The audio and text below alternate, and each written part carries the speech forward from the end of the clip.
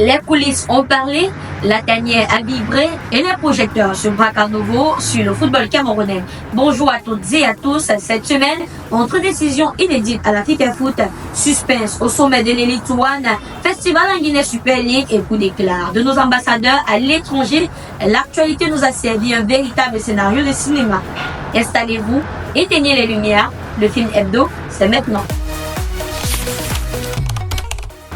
Démarrons dans ce programme dans les coulisses de la gouvernance du football camerounais où bien sûr des décisions clés ont récemment été prises. En effet, le 23 mai de l'année en cours, la FIFA Foot a tenu une session de son comité exécutif à vidéoconférence sous bien sûr la présidence de Samuel Eto'o-Fils. Plusieurs sujets majeurs étaient à l'ordre du jour. L'approbation des comptes annuels, la signature d'un nouveau contrat avec la FIFA, la réallocation des fonds vers les coûts opérationnels ainsi que la conformité de la convocation et de l'ordre du jour. À l'issue bien sûr des échanges, 6 résolutions ont été adoptées à l'unanimité. Elles portent notamment sur la validation des comptes, la reconduction des décisions antérieures et le rapport du changement de nom de certains clubs. Nous voyons en ces résolutions un pas supplémentaire vers une gouvernance plus rigoureuse à la Fédération camerounaise de football. Le jour suivant, soit le 24 mai, une assemblée générale extraordinaire s'est également tenue au centre technique de la FIFA Foot à Oudia, présidée par Samuel Eto'o-Fils et réunissant 49 membres sur 61. Elle a permis de valider les comptes 2024, le budget 2025 et les amendements au contrat d'objectifs FIFA. L'un des moments bien sûr forts de cette session était la décision de Samuel Eto'o-Fils de renoncer officiellement à recevoir ses indemnités, c'est-à-dire son salaire ou encore ses compensations financières pendant toute la durée de son mandat. Une session placée sous le signe de la transparence, conduite sous contrôle de l'huissier et bien sûr clôturée par le secrétaire général Mandok Isaac Noé.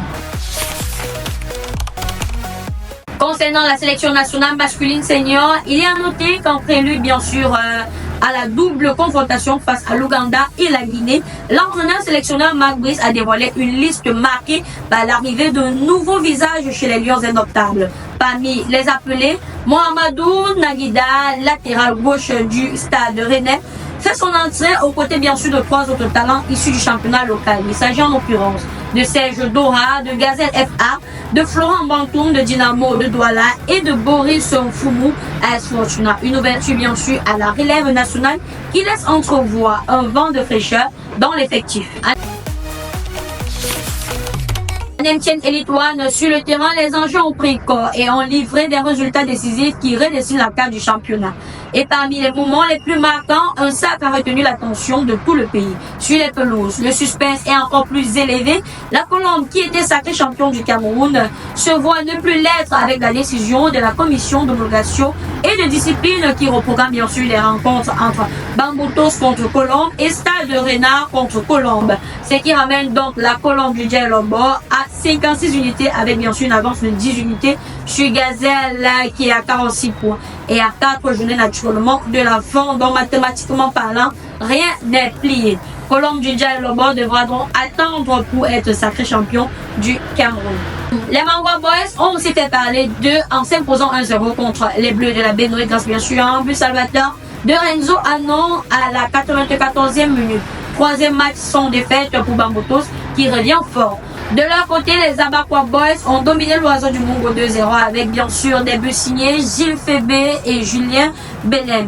PWD se rapproche doucement mais sûrement du maintien. À Limbe, Opopo s'est offert une victoire convaincante 3-1 face bien sûr à Coton Sport. 2 pénaltys signés Ryan Teteko et Richmondi, puis un but de Donald Bédic ont scellé bien sûr le sort des cotonniers. Emmanuel Dakana a réduit le score, mais les 21 hors-jeu sifflés à l'encontre de Coton Sport ont marqué les esprits, tout comme l'expulsion de Jean-François Manguele.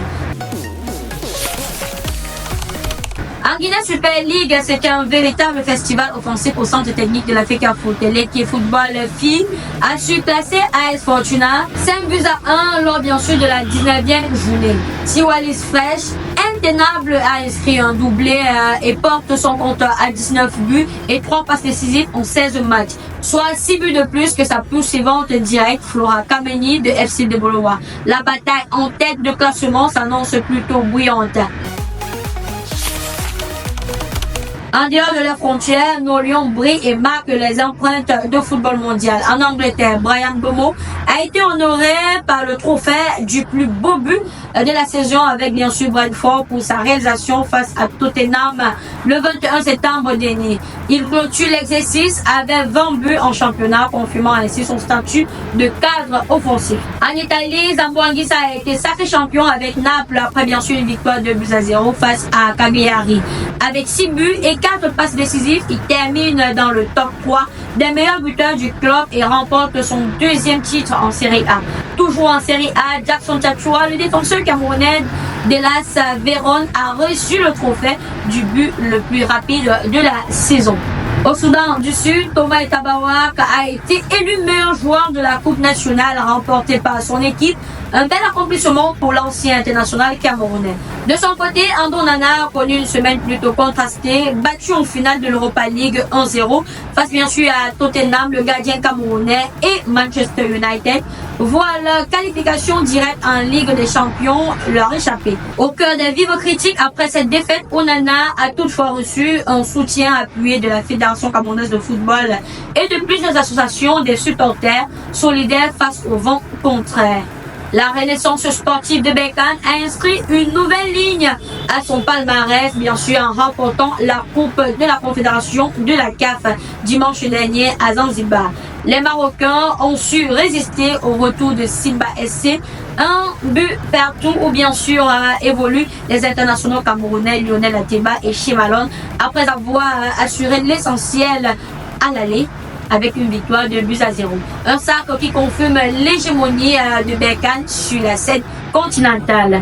Enfin, en Espagne, mauvaise nouvelle pour Ivan Neyou et les Ghanais relégués en Ligue 2. Malgré ce revers, le milieu camerounais sauve l'honneur en étant désigné 3e meilleur joueur de son club cette saison. Ainsi s'achève cette semaine marquée par des avancées décisives et des prestations passionnantes qui s'annoncent. Plus qu'un simple résumé, cette revue se lit comme un récit vivant du football camerounais en perpétuelle ébullition. Merci de votre fidélité et à très bientôt pour une nouvelle immersion au cœur de nos passions sportives. D'ici à là, portez-vous bien.